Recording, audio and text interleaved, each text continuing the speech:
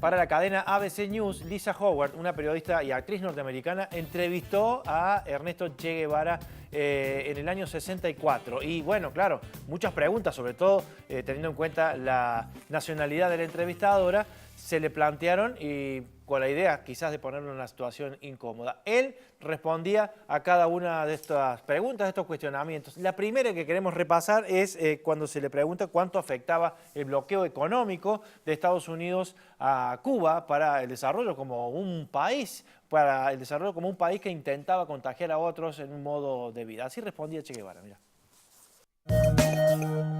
Yo no puedo dar una cifra exacta de la incidencia del bloqueo sobre Cuba, incluso porque el bloqueo tiene facetas negativas y facetas positivas. Entre las facetas positivas está el desarrollo de la conciencia nacional y del espíritu de lucha del pueblo por superar las dificultades.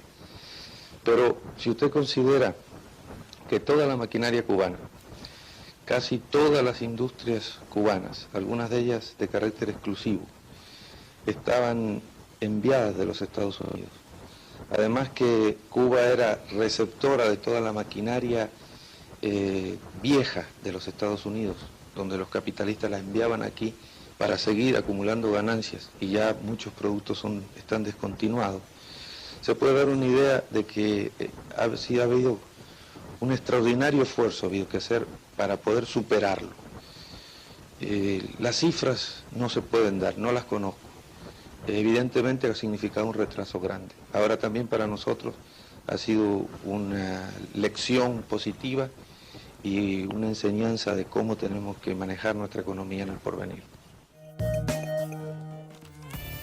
La cuestión económica, ¿no? Que fue uno de los pilares del desafío que tenía la Revolución Cubana para demostrarle al mundo que las cosas se podían hacer de otra forma. Sí, y les costó y les cuesta mucho. No es ajeno el bloqueo, no es ajeno que ellos les cuesta conseguir y poder también comercializar lo que producen. Cuba es un país maravilloso y tiene, digamos, grandes conquistas en materia de salud, en investigaciones, en formación, en educación, pero sí el bloqueo los limita. Los limitó en una época mucho más, pero sí los limita para poder terminar de desarrollar algunas de sus, digamos, y también, bueno, el tema, digamos, después de que en América Latina empezaron a asumir los países como Chávez, como Lula en Brasil, en Argentina Néstor, el bloqueo en Cuba se empezó a destrabar un poco porque había países que estaban apoyándolos.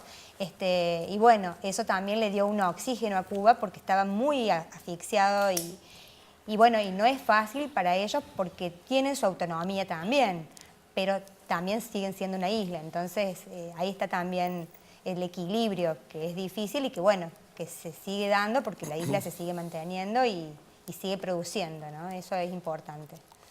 Las respuestas, ¿no? de él, escucharlas, te hace volver en el tiempo y decir, bueno, tener una argumentación para contestar sobre algo que era una situación que se avisoraba como difícil.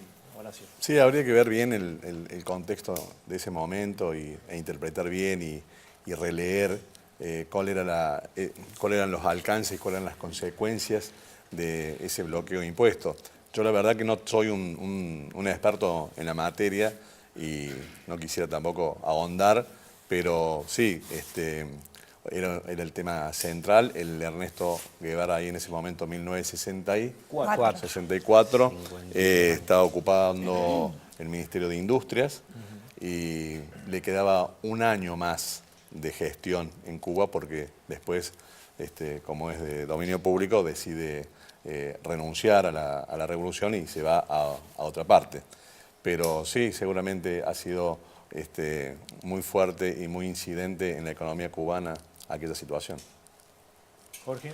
No, a ver, escuchar y mientras lo escuchaba en esa entrevista que pasaron 54 años, ¿no?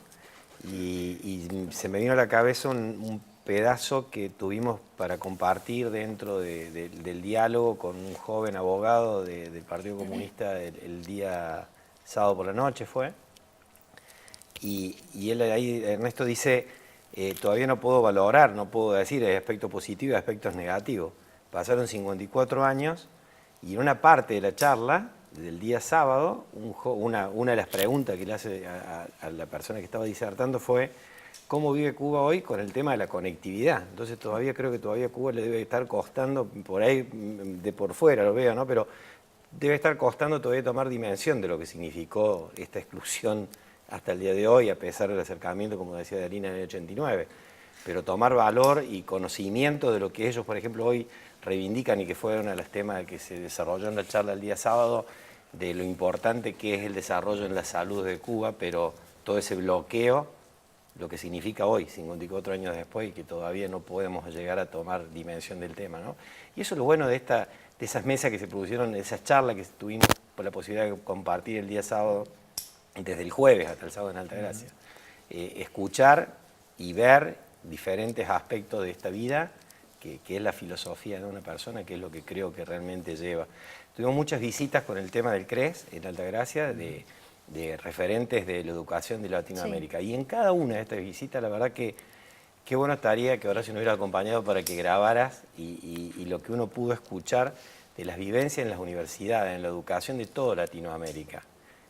Nos visitaron universitarios de Chile, de Ecuador, de Jamaica, estuvo, bueno, de Cuba, el rector de la Universidad de Comahue, que fue la primera universidad que se hace después de la Revolución, y nos daba la visión de lo que fue el Che para esa universidad y que la tienen como referente, o sea, que los obreros, los hijos, los trabajadores pudieran llegar y le dieran color a esa universidad en Cuba. Todo esto enriquece, todo esto nos lleva a estudiar una filosofía, como bien dice Horacio, en el tiempo, hay que referenciarlo en el espacio y el tiempo que estaba Ernesto, ¿no?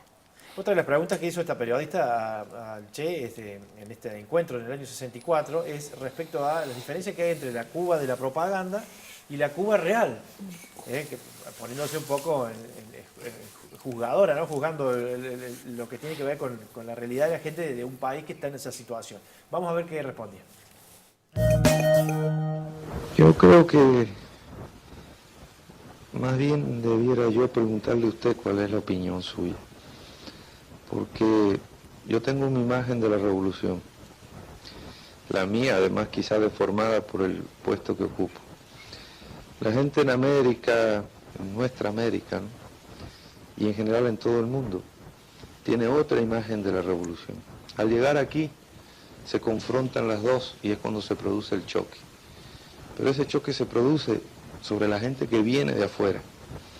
Nosotros acostumbrados a criticar todo lo nuestro y a criticar todo lo malo y a ver con profundo sentido crítico el desarrollo de la revolución, no nos damos cuenta a veces de los avances que tenemos. Y son ustedes los que nos visitan cada tanto tiempo, los que a veces nos llaman la atención sobre los avances. De modo que esa pregunta yo como entrevistador se la podría hacer a usted.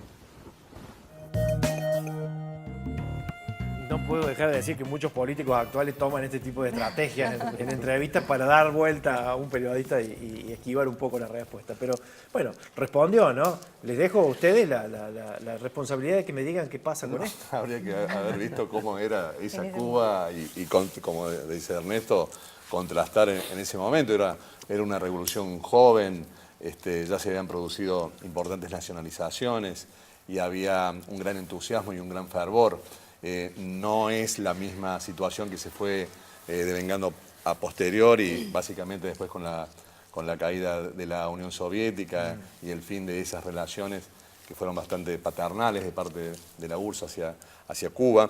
Pero bueno, sí, verdaderamente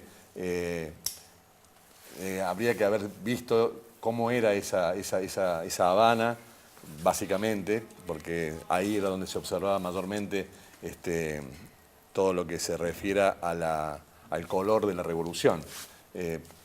La gente que ha estado en ese momento allá seguramente ha quedado y ha venido con un gran deslumbramiento de lo que era esa experiencia, ese paisito, enfrentando al monstruo norteamericano y haciéndole frente a todos los obstáculos, como había sido el tema de los misiles con el año 62. Bueno, me parece que bastante controversial todo. Escuchábamos al principio que no había participado de ninguna actividad partidaria en la universidad y más allá en el tiempo, ahora lo encontramos muy cómodo en un sillón de gobierno de un país completo, desafiando al resto del mundo, ¿no? Él siempre fue militante.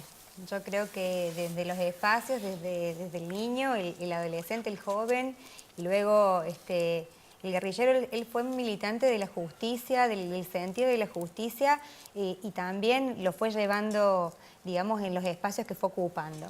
Él cuando viaja en esta moto y va al leprosario, también se encuentra con injusticias de cómo se tratan a los enfermos. Él todavía no era médico, y va también transitando eso. Y volviendo un poco a cómo viven los cubanos o cómo vivían en ese momento, coincido con Horacio que era otro momento donde había una frescura, había mucha ilusión. El campesinado había dejado de ser... había empezado a estudiar, había empezado a comer, había empezado a tener interés y ya había mucho fervor. No es el mismo fervor que quizás hay hoy, pero volviendo también al tema anterior, el bloqueo y las relaciones que dificultan la economía foránea y la economía de un capitalismo pleno hacen que no pueda terminar. Por ejemplo, vino Aleida, la hija del Che, hace 2 años, sí, y ella no vino a hablar de su padre. Cuando nosotros le dijimos a Aleida, nos gustaría que hables de Che como hija. No, yo les muestro un video. Yo vengo acá a hablar de la salud en Cuba y cómo el bloqueo afecta directamente a nuestro sistema de salud, que aparte es impecable. Entonces, digamos, hablar de la Cuba de hoy no es la misma que la del 60 y tampoco sería muy bueno tener una sola observación porque es compleja, digamos, es un análisis complejo. Pero no me cabe duda que el bloqueo hace que Cuba no pueda terminar, digamos, de tener conectividad y varias cosas que se necesitan hoy en un mundo contemporáneo. Bien, se le pregunta más adelante en esta entrevista también sobre qué piensa del marxismo, ¿no? ¿Cuál es su idea? Si este sistema ayuda o no ayuda a la gente a salir adelante, que justamente está relacionado con lo que vos estabas planteando. Veamos qué responde. Usted afirma que está demostrado que el marxismo no da, o el sistema marxista no da bienestar a la gente. Yo creo todo lo contrario. Si lo comparamos con Estados Unidos, el nivel de vida de cualquier pueblo es más bajo. Pero cuando ustedes hablan del modo de vida americano y del mundo libre, deben considerar en ese mundo libre, por ejemplo, los 200 millones de hombres que en América Latina se mueren de hambre, mueren de enfermedades, no llegan ni siquiera a ver la edad adulta, porque mueren famélicos de niños. Toda esa gente contribuye a la grandeza económica de Estados Unidos, que los explota en alguna forma. Así sucede en el África y sucedió en el Asia también. El marxismo rompe todo eso. En Cuba, evidentemente, hoy hay una situación más estrecha para mucha gente que antes, pero hay una situación mucho mejor para mucha más gente que antes. Y eso lo puede ver usted si viaja por el interior, si conoce a los campesinos nuestros, cómo vivían, a nuestros trabajadores del azúcar, cómo vivían. Entonces tal vez pueda encontrar la raíz de la pregunta. En este momento en que nosotros somos sitiados por el imperialismo norteamericano, no podemos darle a nuestro pueblo todo lo que quisiéramos, pero le hemos dado todo lo que hemos podido y todo lo que hemos sido capaces de hacer hasta ahora, en igualdad de condiciones, desde ministro hasta cualquier otro cargo del gobierno. Y eso es la principal razón por la cual los pueblos siguen luchando por liberarse. Vietnam del Norte está liberado y sin embargo Vietnam del Sur no encontró mejor el modo de vida norteamericano, sino que se rebeló, tomó las armas y está derrotando a la intervención norteamericana. Póngase a pensar si no hay algo detrás de eso que incita a los pueblos a luchar y si no es que el marxismo ofrece una vida mejor para los pueblos. Claro, de la boca de él, ¿no? Porque, bueno, mucho se lee, mucho se ha interpretado, reinterpretado. Hay como interpretaciones para todos los gustos, ¿no? Que quien aparezca desde una corriente lo interpreta de una forma. Son muchas las lecturas. Y el tiempo, más que nada la ubicación en el tiempo. Estas cosas trascienden, ¿no? Lo escucha ahí y llevas mucho de lo que vivimos hoy en la sociedad. pero la valoración en el tiempo me parece que es lo importante, la ideología y bueno, ni hablar del nivel de inteligencia de Ernesto, que lo demostró en su carrera universitaria, manejando los tiempos universitarios, manejando cuándo me voy a recibir, programando un viaje. Y bueno, este grado de respuesta, antes vos decías la respuesta esa corta política de llevada al tiempo de hoy, parece un cordobés, ¿viste? Sale rápido jugando. Tiene mucho de cordobés, me parece. Sí. Y casi hasta ahí, hasta que me parece que en algún momento simula la forma de Sí, hablar sí. de cubano para asentarse llevar. más, para incrustarse más en esa sociedad. Sí, él ya ahí llevaba 10 años, 11 años ya de interactuar con tonadas centroamericanas, así que algo ya se le había impregnado un poco, ¿no? Nunca tampoco terminó de adquirir totalmente la tonada cordobesa. Hay unas declaraciones de él a poco tiempo de comenzar la guerrilla que yo he puesto de especial atención a ver si le salía la cordobesada, pero no, ya era más que todo centroamericano, así. No, yo me estaba acordando la otra vez hablando con Jorge Villegas que una cosa interesante de cómo se le despierta al Che el juramento revolucionario, ¿no? Que creo que es una parte interesante de su conversión interior, más allá de las coyunturas nacionales, económicas y políticas que fue adquiriendo Cuba, ¿no? De cómo él, en esa respuesta que estaba dando, con un sinceramiento revolucionario, decir que todavía faltaba, pero estaban dando todo lo que podían al pueblo, que había mejorado la calidad de vida. Bueno, me acuerdo de 2 episodios de viaje que él tiene. Uno es de viaje y el otro es en México. Él tiene un encuentro en Chile con una mujer asmática moribunda, que es en Valparaíso. Y que por relaciones que iban haciendo así en el viaje, en los mercados, él se entera de que estaba esa señora así, bastante delicada, y va y la atiende. La atiende en su dormitorio, que estaba así lleno de pobreza, de humedad, y él hace una reflexión sobre esa situación que vive, y la anota en el libro, y es una de las más luminosas que yo he encontrado de los registros de él, porque dice hasta cuándo se va a repetir este orden de cosas, de las personas que tienen que sufrir, y estaba justamente hablando de eso Ernesto, ¿no? De los sufrimientos en Latinoamérica. Y él hace una reflexión como diciendo, no está en mí responder eso, está en los gobiernos de turno que deben invertir mucho más recursos económicos en obras sociales que en propaganda. Eso lo deja bien escrito, lo deja muy sentado y tiene vigencia. Después ya, 2 años después, en 1955, le toca atender a una mujer en un hospital público de México, que también estaba moribunda, que también estaba una señora también de edad, y él en ese encontronazo también se le produce un shock de ver la situación de esta señora.